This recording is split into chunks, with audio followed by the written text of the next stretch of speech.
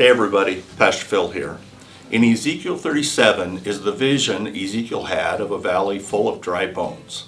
It's a prophetic word about the restoration of Israel, but also has application for you and for me. In the vision, the bones weren't even connected in recognizable skeletons anymore. It was a bleak situation. Upon seeing this valley of dry bones, the Lord asked Ezekiel if they could live. Now, I imagine Ezekiel's thoughts must have been, "No way."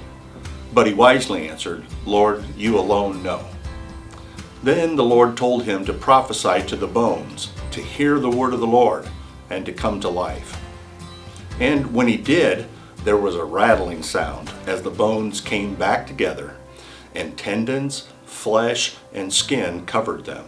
Then Ezekiel prophesied to the breath, and it entered them, causing them to come to life and stand up, a vast army. Perhaps you feel like you are in the valley of dry bones. There are situations which appear to be totally and absolutely hopeless for people today. On a broader scale, we can look at the church and think it's dying or it's dead. It for sure ain't what it used to be. Perhaps God is asking some of you the same question today. You look at your situation and see dry bones. But God is asking you if they can live. How are you going to respond? Not a chance? It's too late? Ain't no coming back from this? Well, Ezekiel looks over the valley, feeling the hopelessness of a battle that has been lost. But God is with him. A hopeless situation does not mean that God has left you. There are no hopeless situations.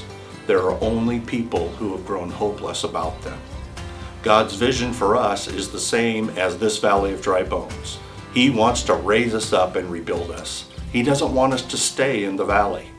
He wants renewal for us even more than we want it for ourselves. Hear the word of the Lord. If you need a miracle or deliverance, a healing or a breakthrough in your life, you have to shift your attention from the problem to the power of God. Who or what are you listening to? Are you listening to pop culture? Are you listening to gossip? Are you listening to the naysayers? It's time to stop listening to other sources and time to hear the word of the Lord. Be revived by the power of the Holy Spirit. And that's it for today. We'll see you next time.